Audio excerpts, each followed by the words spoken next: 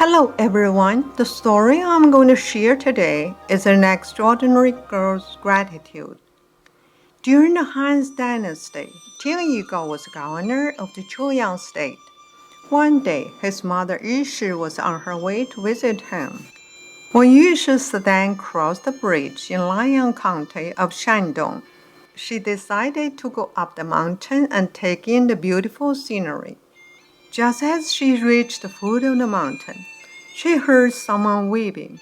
She told the carrier to stop, and she then stepped out and walked to the direction where the crying came from. Yushi soon noticed a young girl sitting under a tree crying bitterly. The girl told Yushi, "My name is Luyun and I'm from Laian County. My mother died and my father remarried, and my stepmother beats me and curses me every day. I could no longer take it, so I left my home and I have nowhere to go." Yushi saw that the girl's eyes were swollen and that she was very thin. She was sympathetic and said, "My son is an officer in Chu Yang, and I'm going to visit him. You may come with me. You can be my maid and take care of me." When she heard this, Luyun immediately knelt down and said, "I would like to be your maid and do whatever you ask. I will repay your kindness in the future." Both of them were very happy and traveled to Chu Yang City. Several months later, Tingyu Gao's daughter was to marry a son of a governor in another state. The governor sent people with flowers sedan to bring the bride to her new home. Before they arrived at the bridegroom's home, a gang of armed robbers kidnapped the bride. Tingyu Gao's wife fainted when she heard what happened to her daughter. Yushi was so shocked that her face became pale. Tingyu Gao immediately reported the kidnapping to the local government. The entire family was in a panic and made various suggestions. Some said to send soldiers to search for her. Others said to run after them. But Tingyu didn't agree since he was afraid that kidnappers would kill his daughter. Yushi sighed and said, "We have to find a way to save her. If my granddaughter is tarnished by those robbers, our family's reputation will be greatly affected." There was a deep silence. It seemed that all was lost. Suddenly, a gentle voice broke the silence. Luyun quietly said, "I have been here for a few months. I thank Yushi for bringing me here. I have not yet had an opportunity to repay her. If you agree, I would like to go and get a daughter back." When Tingyu heard this, he laughed and said, "You are only a weak girl. How can you fight with those strong and evil robbers?" Before Tingyu even finished saying this, Luyun said, "I'm leaving now." She jumped out of the window and disappeared. Everyone was surprised. After Luyun left, Yushi said, "The girl has been with me for several months, but I didn't think there was anything extraordinary about her.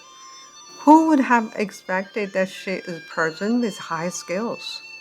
Midnight came, and everyone sat quietly, waiting in deep silence. Suddenly, a maid came to deliver tea and accidentally kicked a flower pot in the courtyard. The loud sound made everyone jump in fright. Tingyu was just about to yell at the maid when someone said, "I got there just in time." It was Luyun with Tingyu's daughter on her back. She placed her in front of Tingyu Gao and said, "Your daughter is safe and sound." Tingyu was very grateful to Luyun for saving his daughter, and he repeatedly thanked her. He told her to go rest. Tingyu's daughter was surrounded by all her family members, who kept asking how the robbers treated her. She said, "The robbers covered my eyes with black cloth and stopped my mouth with dirty cloth. I don't know how far we traveled, but we arrived at a mountain village. They pulled me into an empty room. That night, one of the robbers came and wanted to hurt me. I tried to fight him off, but he was too strong. At a critical moment, a beam of white light suddenly shone from the window. Then I felt the robbers release his grip on me. When I opened my eyes, the robber's head was gone. I felt dizzy and then I lost consciousness. When I opened my eyes again, I'm home. The next morning, Luyun came to say goodbye to the family. She said, I have to go. Thank you for kindly taking me in when I had no one to turn to. Then Luyun took off an iron arrow ring from her finger and gave it to the daughter, saying, when danger comes, just throw it from a distance, and then you will be safe. Then she left. Just about a month after Luyun had left, one night at midnight, a group of 40 robbers climbed over the wall and entered Tingyu's mansion. They were armed with sharp knives and bold masks. Tingyu heard the chaotic steps outside. I knew something was wrong. He quietly woke up all family members and asked them to go upstairs and hide. The robbers entered the room downstairs and searched everywhere but found no one. They were about to go upstairs. At this critical moment, the daughter took out the iron ring and threw it at the robbers downstairs. In no time, the arrow ring turned into a ball of flame, rushed toward the robbers. The robbers immediately stood there motionless. Thus, the group of robbers was easily caught. A few years later, Tingyu Gao resigned.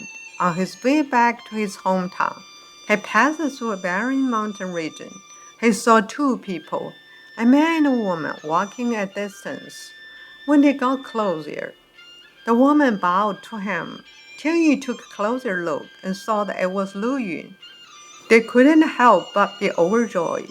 Luyun introduced her husband to them, and then asked about how Madame Yushi was doing.